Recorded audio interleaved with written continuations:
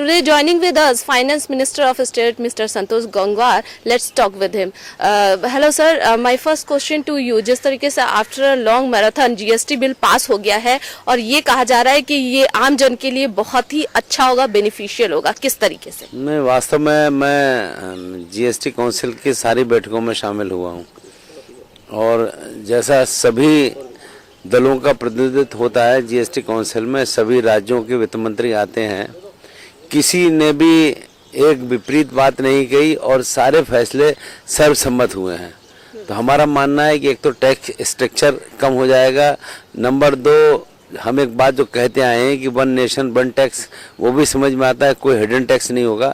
और जैसा हम लोगों ने तय किया है कि 1 जुलाई से लागू होगा, हमारा मानना है कि ये वास्तव में देश के इतिहास में क्रांतिकारी कदम है। आज़ादी के बाद अगर आर्थिक आज़ादी का दौर है तो वो अब शुरू हो रहा है 70 वर्षों के बाद।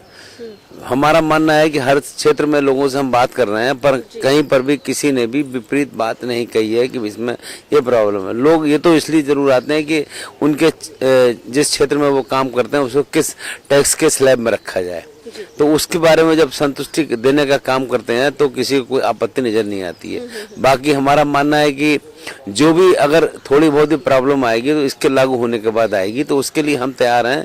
और मैं यहाँ ये भी बता दूं, जीएसटी काउंसिल लगातार बैठेगी, अगर कहीं पर कोई प्रॉब्लम आती है तो उसका समाधान जीएसटी काउंसिल करेगी। लेकिन एक सर मोटे तरीके से समझना चाहूंगी, क्योंकि साधारण लोग ये नहीं समझ रहे, सब ये सुन रहे कि जीएसटी बिल पास होगा तो बहुत अच्छा होगा, उनके लिए किस तरीके से बेनिफिशियल होगा आम जन के लिए? नंबर आप ध्यान करें, अभी आप कहीं कोई चीज खरीद फरोख्त करने जाए तो लोग पूछते हैं कि पर्चे से लोगे या बिना पर्चे के लोगे, ये बात खत्म हो जाएगी। नंबर 2, जैसा प्रधानमंत्री काले धन की समाप्ति की बात करते हैं, एक उस दिशा में एक मजबूत कदम हुआ है।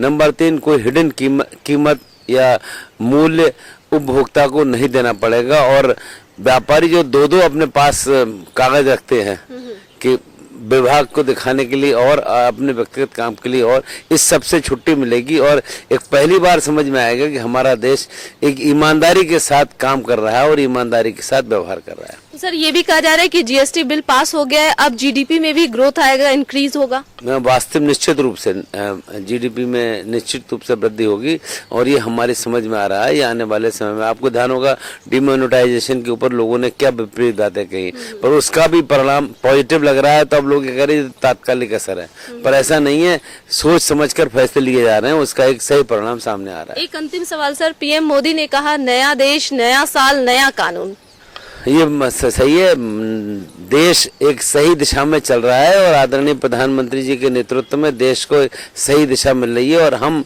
सबको साथ में लेकर सबके विकास की बात कर रहे हैं। और आदरणीय प्रधानमंत्री जिस प्रकार से देश की चिंता और चर्चा कर रहे हैं वो हम सबकी समझ में आ रहा है। Thank you so much.